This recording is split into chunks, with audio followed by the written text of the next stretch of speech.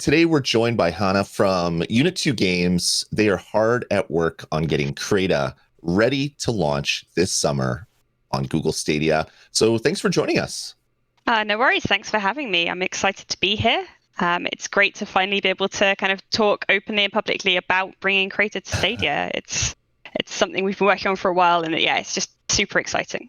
I bet. So for people that maybe didn't see the Connect and haven't been watching the streams or watching the flood of stuff that's been coming over Twitter in the Stadia universe, what exactly is Crayta? What kind of game is Crayta? It's a little bit difficult to describe, but in essence, it's a game creation game. So the idea is that you and your friends can collaborate together to create and share and play multiplayer games. And it's designed from the ground up to be quite accessible. So it's got quite a kind of low barrier to entry. So a lot of people, when they first see it, go, "Oh, but I could never make games like this." But we've tried to make it so that you can. And it's something we're really passionate about, accessibility in all forms, really. But yeah, we kind of, when we started the company back at the end of 2017, our focus really was on making game creation accessible, because we looked at what was out there. We looked at the fact that everyone can create and share videos on YouTube. They can write and share articles or blog posts on things like Medium. They can share music on SoundCloud. But there's not really currently the availability for people to be able to create and share game content. And especially looking at things like the mod scene, there's a lot of really fascinating and kind of innovative game creation, game concepts that come out when people who don't traditionally make games have the ability to make games. So, I mean, if you look at massive game genres now, like MOBAs came out of the mod scene. And so we're really excited to finally be able to put this into the hands of people to see what people come up with, because what they come up with will be something completely new and exciting, and we won't have ever seen anything like it. So how much coding, like you said, you were talking about how you're trying to make it accessible to everybody. How much coding experience do you guys, what's needed in order to really take full advantage of what Crayta offers? Yeah, it's a good question. So we've got kind of different depths you can go to, I guess. So at the kind of lowest level, kind of the entry level side of it, you can just start out with one of what we call our starter games, which comes with a bunch of game logic. So it'll be like a capture the flag or a free for all or a collection game, and build a level around it using kind of Minecraft-esque controls, I guess. So putting down a combination of voxels and props and build up your kind of environment and create a level that way. And then the deepest side does include coding. So if you have the ability to script stuff in Lua, if you have, mostly when we've been talking to people about it, it's not necessarily the ability, but the confidence to be able to go in and start hacking at other people's code is the bit that gets in people's way. We've tried to kind of onboard people through that. So there's sort of a mid-ground, which we've got, that comes in the form of community content that can be shared. So if someone has created what we call a package that can contain some code or or basically anything that you can create in Crayta, they can then share that, and other people can pull that into their game and start tinkering with it. So the kind of the medium level, I guess, you don't need to be able to create scripts on your own from scratch. You can start using other people's stuff and go, oh, actually, maybe it'd be better if, and you can kind of build up your confidence in coding through that way, which we found really successful. That's really cool. So if I were playing with the controller, I could just say, hit a button, and it would bring up a bunch of scripts that other people have made, and I could say, yeah, insert this script here. So it's really able to be played with just a controller as well? Exactly. So obviously one of the kind of key things about Stadia and the exciting things about Stadia is that it's available on pretty much any kind of device with a variety of input devices. So on the controller side for Crayta, you've got the ability to kind of create levels. You can pull in packages that other people have made. You can modify the properties on those packages as well. So if someone creates a script, like for example, one of our my cats decided to join in, sorry. Don't be sorry. Everybody loves cats. So it's at the internet. That's good. That's good. Yeah, one of our kind of stock packages that's in a lot of the starter games is a gun script. And exposed on that are a bunch of properties for things like, obviously, the amount of damage bullets do, but also things like the spread, the number of bullets per clip, the reload time. All those sorts of parameters are available to you on a controller. So yeah, you've got a lot of depth even with just a controller, although there's obviously more if you have a keyboard and mouse and the confidence and ability to code. Well, that's awesome. So I went back and I was poking around some of the early videos, and there was like a web-based creation thing where you can make your game on the web and then share a link with a friend. So how did the evolution go from that to working with Google Stadia and choosing Stadia as a platform? So what was that process like? Well, so cloud gaming is something we've always been quite interested in. As I mentioned earlier, we're really keen on accessibility in game creation. And one of the things that cloud gaming does is it makes it more accessible. You don't have to lay out like £2,000 on a massive gaming rig, a hugely powerful computer to be able to code stuff and make it run. Right. Cloud gaming kind of means that if you've got, some random netbook that costs you $100, you can code on that. You can create really in-depth, high-fidelity graphics games, which is just it's an incredible match for us. And so we were really excited when we first started talking to Google specifically about Stadia. They gave us a demo of Stadia back before it was even called Stadia, and it was just incredible. Like, we were all kind of taking turns at having a go and going, but there's no input lag. We can't tell any input lag. This is super weird. There's like a wireless controller, and this is playing on the cloud on a Chromebook. And how does this even work? Right? It's just, yeah, it was pretty incredible. So kind of from that moment, we were really enthusiastic to work together, and they've been really great to work with. They're obviously super excited about Crayta as well, which is great.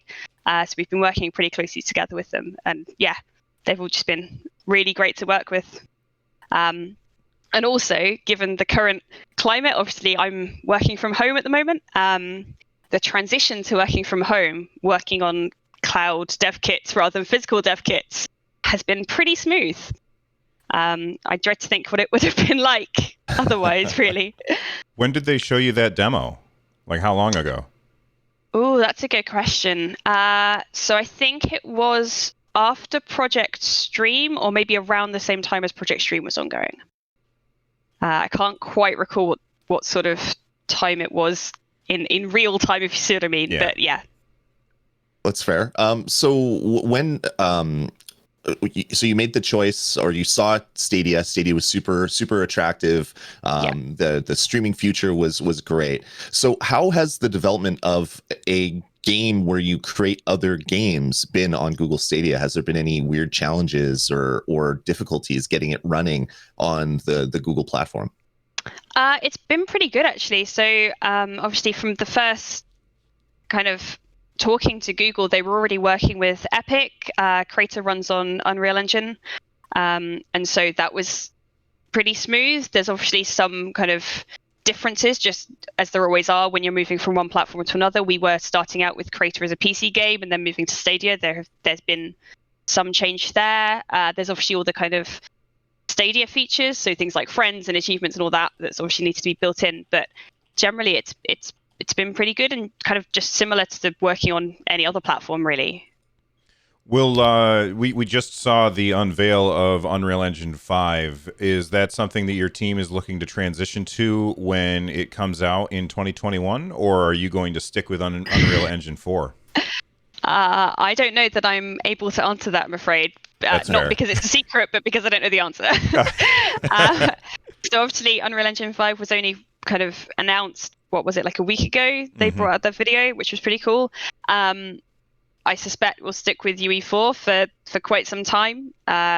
Shifting to a whole new, like shifting version upgrades in UE4 is a big enough task sometimes. But we'll see. Obviously, if it comes with amazing new features, we're like, oh, wow, we really need that, then it'll be a more attractive proposition. So we'll have to see. That makes sense. Awesome. Well, in watching some of the streams, there's been some demo, I guess, game packages that are out there already. There was the capture the flag one. There was a really cool cooking thing that I saw watch a video on. So, what types of like start here templates are going to be available at launch? Or what are you planning for there to be at launch? Okay, so this is we were asked on a stream last week how many there are, so I can tell you with certainty there are currently 13. I don't know that I can name them all. There's quite a variety of different PvP modes. So I think I mentioned earlier there's kind of capture the flag and free for all. There's a kind of survival one, so for like battle royale style games. There's an economy one where you kind of get currency and upgrade things. There's some more.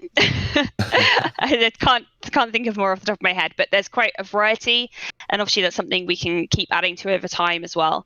As I was saying earlier, kind of one of the most exciting things for me personally about kind of letting Crayta out into the wild is the fact that I don't know what genres are going to be invented in Crayta. Right. So we've tried to start out with kind of covering some of the fairly common use cases, things that people will generally want to kind of create maps for and things. But yeah, I think it's going to be really fascinating to see what gets invented kind of from scratch. Well, speaking of things getting invented from scratch, let's say a player invents something from scratch. Will they be able to then turn around and sell that to other players in the game? Or is it just an open, free economy where here's a thing, everybody uses it? So the package sharing stuff, the community content of creation is all kind of free sharing. We want that to be a kind of open thing. Potentially, if that's something that people really want to be able to sell in future, we could do that. But it's quite difficult to kind of avoid the race to the bottom there, especially when you're sharing things like code, because you either need to have the code completely locked away or it's available to be copied, and then people will just kind of undercut each other until it's free anyway. So we're starting out with essentially, if you're sharing it, it's for free. It's because you want to share your stuff with the community in a sort of open source kind of way, because everyone can see the contents of your package. Awesome. So in the various streams, there's been just a wide variety of avatars and skins for your little drone that zips around the levels. How is the customization of these items going to happen? Are there unlockable clothes that you can attain? Are there skins that you unlock based on different tiers? How is that system going to work? Yeah, so currently the way it's set up is that you start out with a wide range of stuff. So all the kind of we kind of split it into two. We split it into kind of your character, so kind of your body shape, your skin color, that kind of stuff. That's all unlocked from the start by default. And then as you level up through the game, you earn XP for playing, and you can unlock extra cosmetics that you don't have unlocked at the start. So they're things like clothes and the drones, emotes, all those sorts of things that are sort of additional to your character. Characters are set up by the players, and they take that character from game to game, so it's not on a per game basis. We really wanted players to feel like they're traversing a world of game content with their character rather than entering a different game and being a different character. So that's something that's kind of under the player control. We'll be releasing content throughout, as long as we can run the game for. Basically, it's a game as a service. And the content that we'll be adding are asset packs for creation, and also customization options. Nice. And will it be microtransactions for this additional content, or is this something that is just part of you're part of the Crayta family? Here's all this other stuff for you. So there's a combination of stuff, basically. In terms of the asset packs for creation, those aren't going to be sold. Those are going to be available for everyone within the game. We don't want there to be a kind of tiered creation system where some people get access to better stuff, because that just doesn't seem fair for the creation side.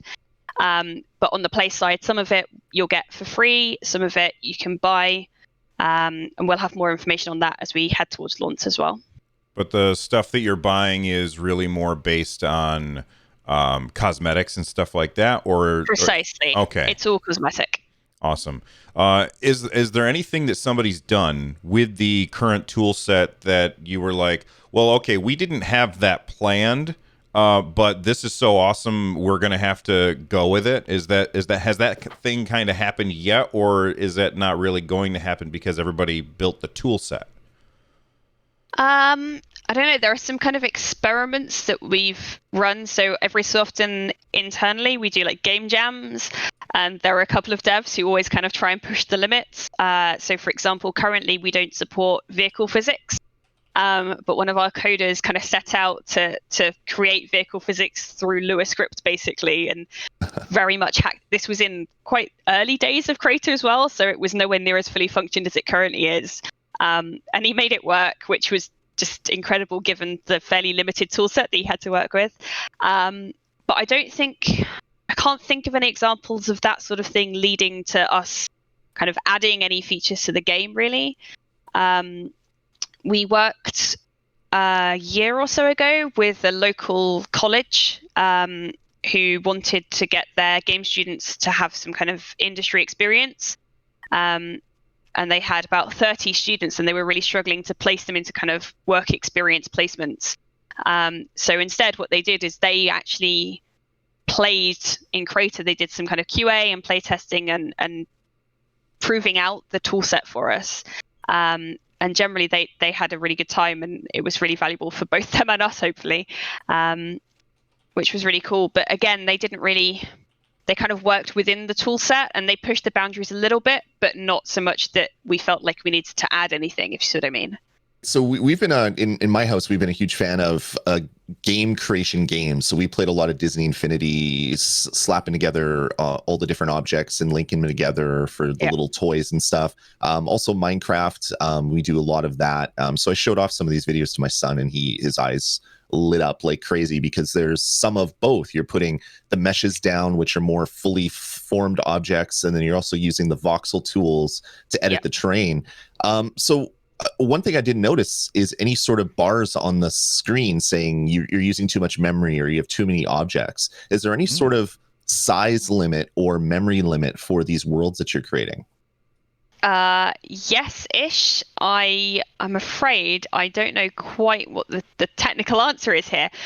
So there's no kind of specific size limit to your game size, but there is a limit to the number of entities that you can have in your world. Because obviously making a tiny game that's compact but with like a gazillion entities in it is going to run much worse than a massive open world with like not very much in it. Right. So it's done on that basis, really. What about the ability to do indoor and outdoor parts of a game in the same thing? Do you could obviously fake it just by making the shell of a building and going in that way. But is there going to be the ability to kind of progress from an outside scene to an inside scene? Say if you're doing like a bank heist, you're planning outside and then you want to go inside the bank to start the heist. Yeah, there's a couple of ways of doing that. So there's the way that you mentioned where you can just kind of build the building within your scene and kind of wander around from outside to inside. But you can also have multiple what we call worlds within a game. So a game can have multiple worlds, and then you have like a leveling sequence, and it takes you to the new world, basically. Wow, my cat is molting so much. There is fluff everywhere. I'm so sorry. It's the internet. People love cats. So yeah, the way that you'd kind of normally do it, I guess, is the world-to-world thing. If you wanted to have big, fully featured, different gameplay for the outside and the inside, and there's a couple of our games that are going to be available at launch that use that concept. So one of them is called Interception. So when you first load into Interception, you get a kind of lobby area that gives you tutorial, and then you go into the actual game and matchmake and go into the gameplay itself. The Crayta Cooking game that you mentioned earlier is another one, actually. So again, when you start the game, you load up into a sort of lobby that has level selects. So there are kind of, I think, 3 different restaurants to choose from, and again that uses the world system. So it's all one game, and you share information. So the cooking one, for example, you earn money while you're in a level, and then you use that money to upgrade restaurants. So yeah, there's kind of a couple of different ways of doing it, but the world way, I guess, is the way that really you want for that. Sure. Very. It seems just super powerful. So I keep trying to hit my head against what are the limits here, but it doesn't seem like there's much of them. So that's pretty exciting for someone that has a lot of creative ideas and just not a lot of time. Being able to kind of noodle around with a Stadia controller is going to make game creation just super easy, I guess. Yeah, we found it's really interesting actually. So we did I don't know if you saw, we did a family stream last week or the week before, where a few of our developers kind of worked with their families to create some different games. And definitely like one of our tech directors, Andy Shenton, his daughter Willow was playing, and she was kind of switching. So she was playing, I think, on like a laptop, but switching between using keyboard and mouse and the controller, because different input devices are great for different things. And the flexibility that Stadia allows us for that is just, it's really, really powerful. Awesome. Speaking of the streams that you've been doing, have those streams been played on Stadia or on local builds? They're all on Stadia. So everything that we've seen is you guys playing on Stadia. Oh, that is awesome. A quick, it's not really a follow-up, but my next question is, a lot of these kind of games, these creation style games, they have had issues where you know that we're going to get Mario 1-1 in Crayta. You know that's going to happen. What are you going to do in order to aid the curation and prevent too many of those types of games from bubbling to the surface so that you aren't forced to take all that stuff out and get backlash from the community, whether it's right or wrong that they are angry at you for removing something that they broke copyright on? That's a difficult question. So there's kind of a few different moving parts there. So I guess the first bit is, if someone creates something that's intended just for their friends, they don't need to specifically publish it. They can share what we call the kind of create mode version with their friends. And then that means that it's not exposed to the world at large, which means that we would basically not see it and moderate it. In terms of when stuff is published, there's obviously kind of a couple of different routes for people to report content that either infringes trademarks or is inappropriate for some other way. And then obviously it goes into like a moderation queue, and we deal with it there. Obviously, if something is brought to our attention, we have to deal with it. Yeah. You know, that's sort of where we are. But yeah, I guess it sort of depends on the specific situation. We're not going to kind of go around pre-moderating. We don't know if you have a license from Nintendo to use their characters. You probably don't, but who are we to say that for certain until someone from Nintendo goes, hey, they're using our characters and they don't have a license. So yeah, there's kind of a lot of legal requirements around there. But we want to do the best we can for the community, really. Awesome. Well, we're getting to the end of this interview. So maybe, is there one thing about Crayta that we haven't talked about? One aspect that you'd like to kind of throw out there to our listeners? Because, I mean, the game is huge. There's so many moving parts, as you said. Is there maybe something that we didn't cover that you'd like to tell people about? It's a good question. I mean, I guess we've mostly focused on the creation side because that's kind of the primary thing in Crayta. But a lot of our launch games are really, really cool. I'm really excited about them. So we did a program that we called the Indie Fund towards the end of last year. We wanted to kind of get some launch content made and have some external testing of our tools from like real life indie devs. So we worked with, I think, 8 different devs or dev studios to create 10 games. And those are really cool.